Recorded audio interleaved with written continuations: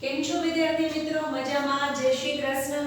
આજે આપણે ધોરણ 7 સેકન્ડ સેમેસ્ટરનું 10મું ચેપ્ટર છે સજીવોમાં શ્વસન. બરાબર છે?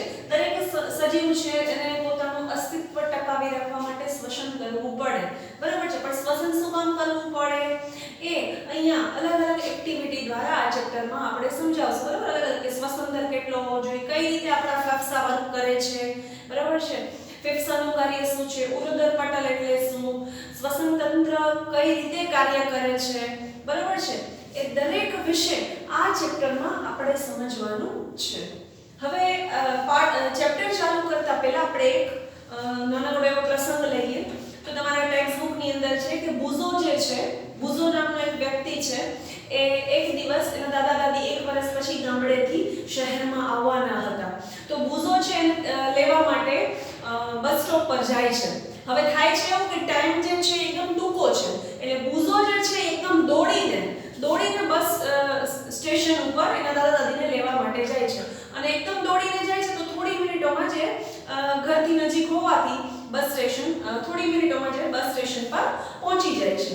હવે જ્યારે એ ત્યાં પહોંચે છે ત્યારે એકદમ હાંફતો હોય છે, કારણ કે એકદમ દોડતો બસ સ્ટેશન ઉપર જાય છે. તો હાંફે છે તો દાદા દાદી પૂછે છે કે ભાઈ તું શું કામ આટલું મતલબ કે તને કેમ આટલો બધો શ્વાસ ચડે છે, એવું પૂછે છે. ત્યારે બુઝોને એકદમ મગજમાં સ્ટ્રાઇક થાય છે કે હું નોર્મલ જ્યારે ચાલતો હતો ત્યારે તો એકદમ ઠીક હતું, એકદમ હાફ નહોતી ચડતી, મતલબ કે એકદમ શ્વાસ નહોતો ચડતો, પણ હું જ્યારે દોડું છું ત્યારે મને કેમ આટલો બધો એકદમ હાંફી રહી છે, મતલબ કે એકદમ શ્વાસ ચડે છે. તો આવું શું કામ થાય છે, એકદમ દોડવાથી શું કામ શ્વાસ ચડે છે? તો અહીંયા પણ આપણે એ જ ક્વેશ્ચન છે કે શા માટે દોડતી વખતે શ્વાસ ઝડપી થઈ જાય છે અને આપણે શ્વસન શું કામ કરીએ છીએ? તો આ બધા ક્વેશ્ચન જે છે એ બુઝોના મનમાં થાય છે. બરાબર છે? તો એના જવાબ જે છે એ આપણે ટર્ન બાય ટર્ન અહીંયા લઈશું. બરાબર છે? તો અહીંયા આપણે છે કે આપણે શ્વસન શા માટે કરીએ છીએ? તો કે ભાઈ દરેક સજીવ છે, તમે સેકન્ડ ચેપ્ટરની અંદર ભણી ગયા. સેકન્ડ ચેપ્ટર આપણું પ્રાણીઓમાં પોષણ જે ફર્સ્ટ સેમેસ્ટરમાં હતું. બરાબર છે? તો દરેક સજીવ છે એ નાના સૂક્ષ્મદર્શી એકમોનું બનેલું હોય. મેં ત્યારે સમજાવેલું હતું કે મારે કોઈ એક રૂમ, માની લો કોઈ એક ઇમારત ચડવી છે, તો ઇમારતનો જે પાયો છે એ ઈંટ છે. તો એવી જ રીતે જે કોઈ માનવ શરીર હોય, માની લો કે આપણે પાચન તંત્ર વિશે ભણ્યા, તો આપણે કીધું કે બધા પાચન અંગો ભેગા મળી અને પાચન તંત્રની રચના કરે. બરાબર છે? તો એનું પાયામાં કોણ છે, એનું પાયો કોણ છે? જેમ મેં કીધું કે ઇમારત માટે એનો પાયો ઈંટ છે, તો એવી જ રીતે કોઈ અંગોની રચના થતી હોય ત્યારે એનો પાયાનો જે એકમ છે એ કોષ છે. શું છે? તો કે કોષ. બરાબર છે? તો દરેક સજીવ નાના સૂક્ષ્મદર્શી જે નરી આંખે ના જોઈ શકાય એવા એકમોનો બનેલો છે, જેને આપણે કોષ કહીએ છીએ. બરાબર છે? તો કોષ છે એ સજીવનો રચનાત્મક અને ક્રિયાત્મક, એના બંધારણ માટે પણ કોઈ પણ અંગોના બંધારણ માટે પણ કોષ જરૂરી છે. તો એનો રચનાત્મક એકમ થયો, અને દરેક ક્રિયા કરવા માટે એટલે ક્રિયાત્મક એકમ. કોષ એ સજીવનો રચનાત્મક એકમ તો છે, બંધારણ માટે તો જરૂરી છે, પણ સાથે સાથે ક્રિયા કરવા માટે પણ દરેક ક્રિયા, કઈ ક્રિયા? તો કે મનુષ્ય છે પાચન કરે, શ્વસન કરે, પ્રજનન કરે, ઉત્સર્જન કરે, પરિવહન થતું હોય. બરાબર છે? લોહીનું પરિભ્રમણ થતું હોય, તો એ બધી જ ક્રિયા માટેનો ક્રિયાત્મક એકમ પણ કોષ છે. બરાબર છે? સજીવનો દરેક કોષ ચોક્કસ પ્રકારના કાર્ય કરતો હોય. રિપીટ અગેન, ફરીથી, કોષ એ સજીવનો રચનાત્મક અને ક્રિયાત્મક એકમ છે. સાથે સાથે સજીવનો દરેક કોષ ચોક્કસ પ્રકારના કાર્ય કરે છે. કયા કાર્ય? મેં તમને હમણાં જ કીધું, પોષણ, પરિવહન, ઉત્સર્જન અને પ્રજનન. આ બધા વિશે તમારે અમુક નેક્સ્ટ ચેપ્ટરમાં છે, અમુક 8th ની અંદર છે. આ બધી દેહધાર્મિક ક્રિયાઓ છે કે ઉત્સર્જન એટલે શું, પ્રજનન એટલે શું, પરિવહન એટલે શું, પોષણ એટલે શું, ચેતાતંત્ર વિશે ટૂંકમાં આ બધા વિશે જે છે એ ભણવાનું તમારે અત્યારે પણ આવશે અને 8th ની અંદર પણ આવશે. બરાબર છે? હવે જો આ બધા કાર્યો કરવા માટે કોષને શેની જરૂર પડે? કાર્ય તો કરે જ છે, રચનાત્મક એકમ કોષ છે. ક્રિયા કરે છે, દરેક ક્રિયા કરે છે, મેં બતાવ્યું, ઉત્સર્જન, પ્રજનન, શ્વસન. બરાબર છે? પાચન. તો બધી જ આ ક્રિયાઓ કરવા માટે કોષને, આ બધા જે કાર્યો કરે છે કોષ, તો એને શક્તિની જરૂર પડે છે. બરાબર છે? આ શક્તિ મળે છે ક્યાંથી? એવું તમને વિચાર આવ્યો? તો આ બધા કાર્યો કરવા માટે શક્તિની જરૂર પડતી હોય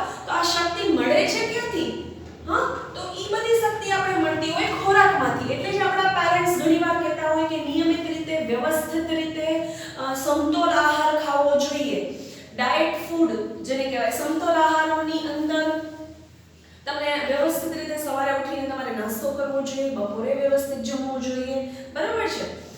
બીજી વાત, રાત્રે વ્યવસ્થિત જમવું જોઈએ. સમતોલ આહારની અંદર જેમાંથી તમને વ્યવસ્થિત ન્યુટ્રિશન્સ મળતા હોય, વ્યવસ્થિત રીતે મળતા હોય એવો જ ખોરાક ખાવો જોઈએ, બરાબર છે. ખાસ કરીને અત્યારનો જે સમય ચાલે છે એની અંદર આપણે ઘણીવાર કહેતા હોય વિટામિન સી ની ટેબ્લેટ શું કામ ખાવી જોઈએ? આપણે વિટામિન સી જેમાંથી મળતા હોય એવા ખાટા ફળો આપણે ખાવા જોઈએ, જેથી કરીને આપણી ઇમ્યુનિટી જે છે, વિટામિન સી છે એ ઇમ્યુનિટી વધારવા માટે જરૂરી છે વિટામિન સી, બરાબર છે. તો વિટામિન સી વાળા જે ખાટા પદાર્થો છે, વિટામિન સી જેમાંથી મળતું હોય એવા ખાટા પદાર્થો આપણે ખાવા જોઈએ, બરાબર છે. હવે જો આ ઉપરાંત મેં કીધું કે ભાઈ બધા કાર્યો કરવા માટે કોષને શક્તિની જરૂર પડે. મેં એટલે જ કીધું કે ભાઈ આ શક્તિ મળે ક્યાંથી? તો ખોરાકમાંથી. પેરેન્ટ્સ એ વારંવાર કહેતા હોય કે નિયમિત રીતે વ્યવસ્થિત ખાવું પીવું જોઈએ. અઠવાડિયા સુધી ખાવા પીવા ન દે એટલે તમારી હાલત, તમે અહીંયાથી 5 ડગલા પણ ચાલી શકો નહીં, એટલી વીકનેસ આવી જાય. અને દરેક કાર્ય કરવા માટે ખૂબ શ્રમ પડે, એકદમ નબળાઈ વીકનેસ લાગતી હોય. તો હવે અહીંયા આપણે તમે જુઓ કે ખાતી સૂતી અને વાંચતી વખતે પણ આપણે શક્તિની જરૂર પડતી હોય દરેક કાર્ય માટે. દરેક કાર્ય, ખાવું પીવું સૂવું વાંચવું ગમે એ કાર્ય હોય, શક્તિની જરૂર તો પડે જ, બરાબર છે. હવે જુઓ, ખોરાકમાં સંગ્રહિત ઉર્જા હોય છે. ખોરાક ખાય તો જ ઉર્જા મળે. તો ખોરાકની અંદર જે સંગ્રહિત ઉર્જા છે જે શ્વસન દરમિયાન છૂટી પડે છે. રિપીટ અગેન, ફરીથી. ખોરાકની અંદર આપણે ખોરાક લઈએ એટલે ઉર્જા, એનાથી શું મળે? આપણે શક્તિ મળે, ઉર્જા મળે. તો ખોરાકની અંદર સંગ્રહિત ઉર્જા હોય છે જે શ્વસન દરમિયાન છૂટી પડે છે.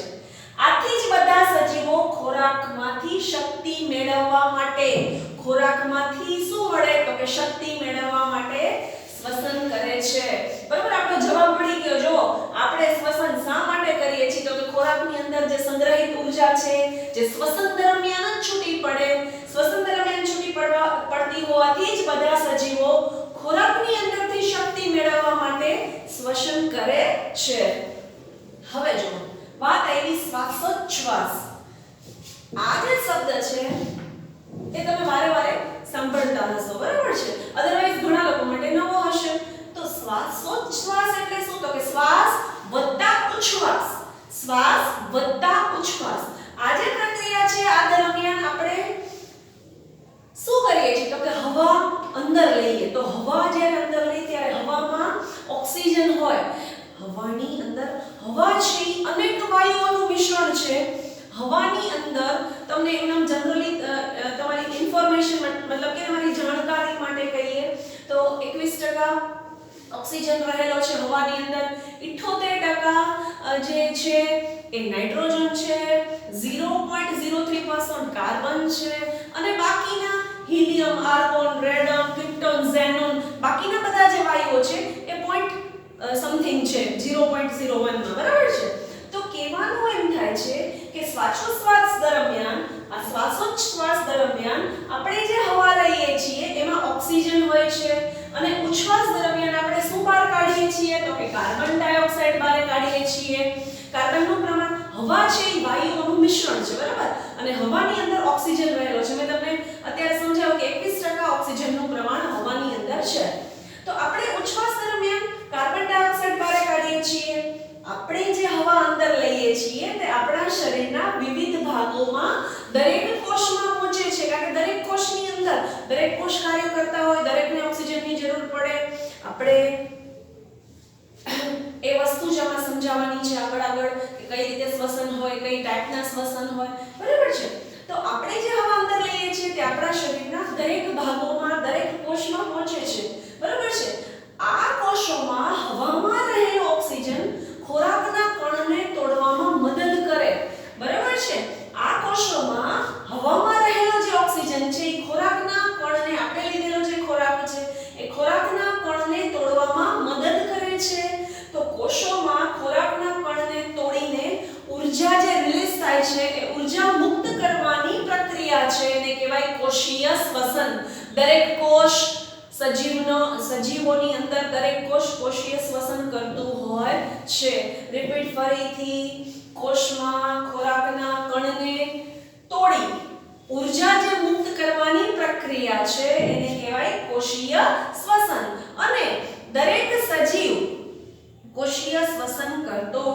છે, બરાબર? બધા સજીવોના કોષોમાં કોષીય શ્વસન થતું હોય છે.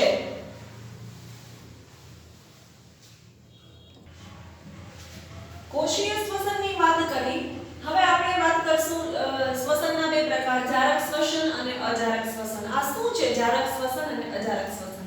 તો કે જારક શ્વસનની અંદર પહેલા તો આપણે સમજાવેલું હતું, મેં તમને કીધું કે ફર્સ્ટ સેમેસ્ટરની અંદર આપણે સમજાવેલું હતું કે આપણે જટિલ સ્વરૂપે જે ખોરાક લઈએ છીએ એનું સરળ શર્કરા ધેટ મીન્સ ગ્લુકોઝ જેને કહી શકાય, બરાબર છે? તો પાચન એટલે શું? તો કે ખોરાક જટિલ સ્વરૂપે જ્યારે આપણે લેતા હોય એનું સરળ ઘટકોમાં રૂપાંતર થવાની જે ક્રિયા છે એને કહેવાય પાચન. સરળ ઘટકોમાં વધારે તમને ત્યારે સમજાવેલું હતું કે જે ચરબી છે એ ફેટી એસિડ સ્વરૂપે અને જે કાર્બોદિત જે છે એ ગ્લુકોઝ અથવા તો જેને કહેવાય સરળ શર્કરા સ્વરૂપે આપણા બોડીની અંદર અથવા તો દરેક કોષોની અંદર સંગ્રહાતો હોય છે. તો ગ્લુકોઝ જે છે કાર્બોદિતનો પ્રકાર છે, મતલબ સરળ શર્કરા જે કહી શકાય. તો કોષોની અંદર ખોરાકનું એટલે કે ગ્લુકોઝનું, બરાબર છે, ગ્લુકોઝ સરળ શર્કરા છે, ગ્લુકોઝનું ઓક્સિજનના ઉપયોગથી જારક શ્વસનની અંદર ઓક્સિજનનો ઉપયોગ આવશે અને એઝ ઇટ ઇઝ અજારક શ્વસનમાં ઓક્સિજનનો ઉપયોગ કરવાનો થતો નથી. મતલબ કે અમુક સજીવો એવા છે કે જે ઓક્સિજનની મદદ વગર પણ શ્વસન કરી શકે છે, જેને અજારક જીવી કહેવાય. કઈ રીતે હમણાં આપણે સમજાવીએ તો કોષોની અંદર ખોરાકનું એટલે કે ગ્લુકોઝનું ઓક્સિજનના ઉપયોગથી કાર્બન ડાયોક્સાઇડ અને પાણીમાં રૂપાંતર થાય છે અને આ જે છે એની અંદર ઓક્સિજનના મદદથી ગ્લુકોઝનું વિઘટન થતું હોવાથી તેને જારક શ્વસન કહેવાય. ગ્લુકોઝનું વિઘટન થાય અને આ પ્રક્રિયા દરમિયાન શક્તિ છૂટી પડે છે, બરાબર છે?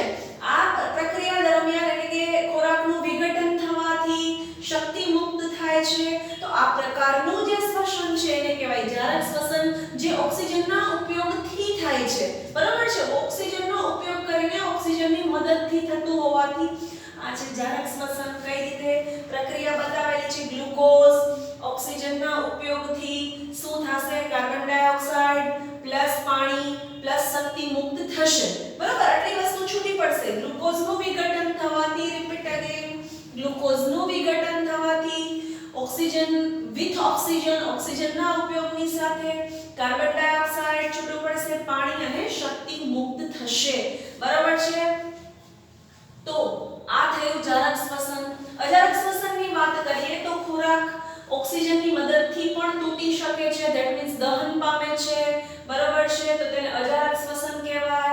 આપણે જાણવું જરૂરી છે કે યીસ્ટ જેવા કેટલાક સજીવો છે એ હવાની ગેરહાજરીમાં પણ જીવી શકે, શ્વસન કરી શકે. આપણે હવાની ગેરહાજરી વગર જીવી શકીએ? તો કે ના. પણ યીસ્ટ જેવા જે એકકોષી સજીવો છે એ હવાની ગેરહાજરીમાં જીવી શકે છે, તો તેને અજારક જીવી કહેવાય. તેઓ અજારક શ્વસન દ્વારા શક્તિ પ્રાપ્ત કરે છે. તો આ પ્રક્રિયા દરમિયાન શું થાય છે? તો કે આ પ્રક્રિયા દરમિયાન આલ્કોહોલ બને છે. આ આલ્કોહોલનો જે ઉપયોગ છે એ વાઇન અને બિયર બનાવવા માટે થાય છે. યીસ્ટનો ઉપયોગ આથો લઈ આવવા માટે પણ થતો હોય છે. ઢોસા, ઇડલીનું ખીરું જ્યાં જથ્થાબંધ બનતું હોય ત્યાં યીસ્ટનો ઉપયોગ થતો હોય આથો લઈ આવવા માટે. બ્રેડ અને જે બ્રેડની જે મતલબ કે મેંદાની જે બધી આઈટમ છે, બરાબર, બેક આઈટમ છે, તો ત્યાં આગળ પણ યીસ્ટનો ઉપયોગ થતો હોય છે, બરાબર છે? તો મેં હમણાં તમને સમજાવ્યું કે આ પ્રક્રિયા દરમિયાન આલ્કોહોલ બને છે, તેનો ઉપયોગ વાઇન અને બિયર બનાવવા માટે થાય છે. અજારક શ્વસનની આપણે પ્રક્રિયા લખીએ તો ગ્લુકોઝ ઓક્સિજનના ઉપયોગ વિના થાય છે અજારક શ્વસન, બરાબર છે? ગ્લુકોઝનું વિઘટન થશે, શું બનશે? તો કે alcohol plus carbon dioxide plus શક્તિ છૂટી પડે છે. શક્તિ બંનેમાં છૂટી પડશે, પણ અહીંયા આગળ ઓક્સિજનનો ઉપયોગ છે, અહીંયા આગળ ઓક્સિજનના ઉપયોગ વિના શ્વસન થાય છે. અમુક સજીવો છે યીસ્ટ જેવા જે અજારક જીવી છે, બરાબર છે? તો આ રીતે વ્યવસ્થિત રીતે ઘણી વખત તફાવત પૂછાતો હોય કે જારક શ્વસન એટલે શું, અજારક શ્વસન એટલે શું. બંને પ્રક્રિયા દરમિયાન શક્તિ છૂટી પડે છે, બરાબર છે? સમજાઈ ગયું બધાને વ્યવસ્થિત?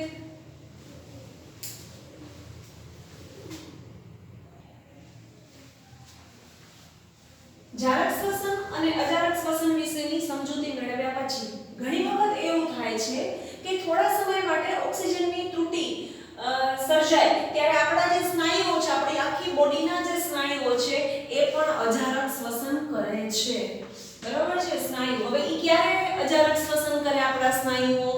તો કે ઘણી વખત આપણે ભારે કસરત કરતા હોય, એકદમ આકરી કસરત કરતા હોય, દોડતા હોય, સાયકલિંગ કરતા હોય, કલાકો સુધી ચાલતા હોય અથવા તો કોઈ ભારે વજન ઉચકતા હોય. તમે ઘણી વખત જોજો આપણે લોકો પર્વત ચડતા હોઈએ પછી આપણે આમ સ્પીડમાં એકદમ ચડીએ, વળી થોડીક વાર ધીમે, તો ત્યારે તમે એકદમ આમ હાંફવા માંડો છો અને આમ આ છે ને, અને માની લો કે ઘણી વખત આપણે ગિરનાર ચડીને આવીએ કે કોઈ ચોટીલા પર્વત ચડીને આવતા હોય પછી આપણા આ પગ છે ને એકદમ ભારે ભારે આપણા સ્નાયુઓ એકદમ ખેંચાવા માંડે ઘણી વખત.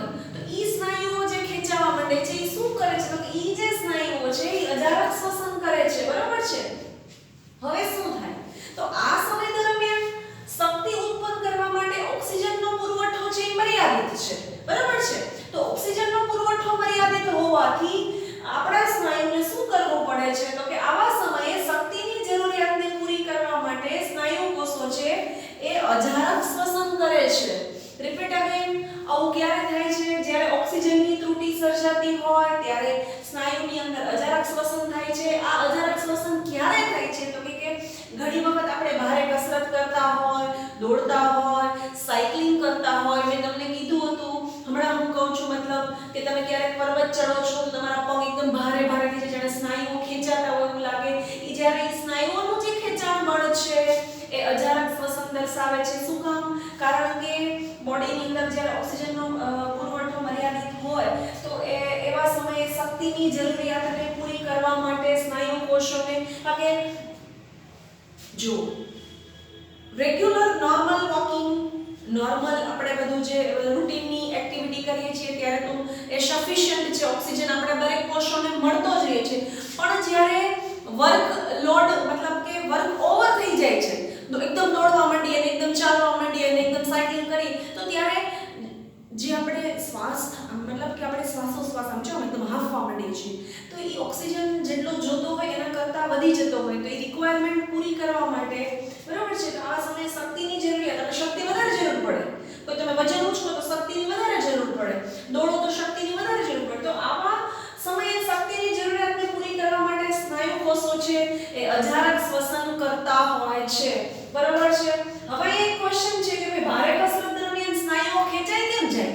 એકદમ દોડો, એકદમ દોડો દોડો દોડો, તમારા પગ એકદમ ભારે થઈ જાય, એકદમ સ્નાયુઓ ખેંચાતા હોય ને પગના આ સાઈડના, એવું લાગતું હોય તો શું કામ થાય છે? તો એના જે આ જે ક્વેશ્ચન છે દરેક વ્યક્તિને મગજમાં આવવો જોઈએ કે આવું શું કામ થાય છે? તમે પર્વત ચડીને આવો તો એ પગ એકદમ ભારે ભારે થઈ, સ્નાયુઓ ખેંચાઈ જાય, તો આવું થવાનું રીઝન શું? એકદમ ઓવર સાયકલિંગ થઈ જાય તો પણ પગ ખેંચાય, સ્નાયુઓ ખેંચાતા હોય. બરાબર છે. આવું શું કામ થાય છે? તો કે ભાઈ ભારે કસરત દરમિયાન સ્નાયુઓ છે એ અજારક શ્વસન કરતા હોય છે. બરાબર છે. તો આવા સમયે ગ્લુકોઝનું અપૂર્ણ દહન થાય. અપૂર્ણ, સંપૂર્ણ દહન નથી થતું. અજારક શ્વસનની અંદર ઓક્સિજનના ઉપયોગ વગર અજારક શ્વસન થતું હોય. હમણાં સમજાયું અજારક શ્વસન ઓક્સિજનના ઉપયોગની સાથે, અજારક શ્વસન ઓક્સિજનના ઉપયોગ વગર.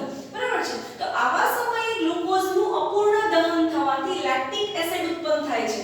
શું ઉત્પન્ન થાય છે? ગ્લુકોઝનું સંપૂર્ણ દહન નથી થતું પણ અપૂર્ણ દહન થાય છે.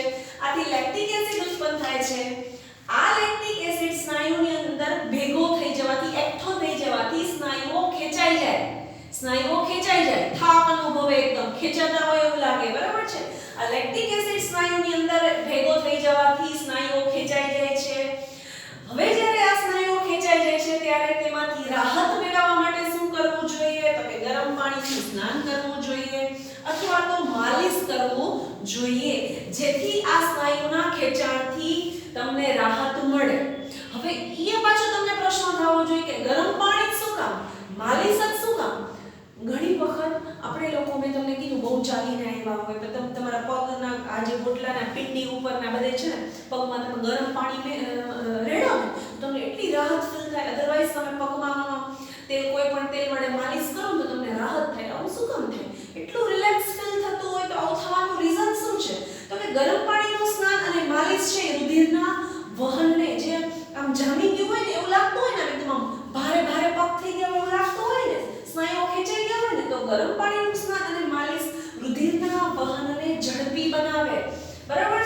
અને સ્નાયુને મળતા ઓક્સિજનનું પ્રમાણ વધારી દે, એકદમ માલિશ વ્યવસ્થિત રીતે અથવા તો ગરમ પાણીથી રુધિરનું જે વહન છે એકદમ નળીઓની અંદર મતલબ કે સ્નાયુઓમાં ઝડપથી થવા માટે, સ્નાયુઓને મળતા ઓક્સિજનનું પ્રમાણ વધે અને આ વધતો ઓક્સિજનનો જથ્થો લેક્ટિક એસિડનું સંપૂર્ણ રીતે કેમાં રૂપાંતર કરી નાખે છે તો કે કાર્બન ડાયોક્સાઇડ અને પાણીમાં. બરાબર છે. તો આમ સ્નાયુઓમાં લેક્ટિક એસિડ દૂર થવાથી આ ખેંચાણ બળથી આપણે મુક્તિ મળે. આ સ્નાયુઓ જે આપણા ખેંચાઈ ગયા હોય એનાથી આપણે મુક્તિ મળે. બરાબર છે. તો શું કરવું પડે તો કે ગરમ પાણીનું સ્નાન, માલિશ કરવાથી રુધિરનું જે વહન છે ઝડપી થાય. બરાબર. દરેક જે કોષ અથવા દરેક જે સ્નાયુ છે ઓક્સિજનનો પ્રમાણમાં જથ્થો વધારે મળવા મળે અને આ વધતો ઓક્સિજનનો જે જથ્થો છે એ લેક્ટિક એસિડનું કેમાં રૂપાંતર કરે છે તો કે કાર્બન ડાયોક્સાઇડ અને પાણીમાં રૂપાંતર કરે. આથી આપણે જે ખેંચાણ બળ થયું છે, ખેંચાઈ ગયા છે આપણા સ્નાયુ, એમાં આપણે રાહત મળે છે. તો આ ચક્ર મતલબ કે આ વિડિયોની અંદર આપણે જારક શ્વસન, અજારક શ્વસન, કોષીય શ્વસન એટલે શું કામ સ્નાયુઓ ખેંચાઈ જાય છે, આપણે શા માટે શ્વાસ લઈએ છીએ, મતલબ કે શ્વસનની જરૂરિયાત શું કામ છે એ બધું આપણે સમજાવ્યું. બરાબર છે. હવે નેક્સ્ટ વિડિયોની અંદર આપણે આગળ વધીએ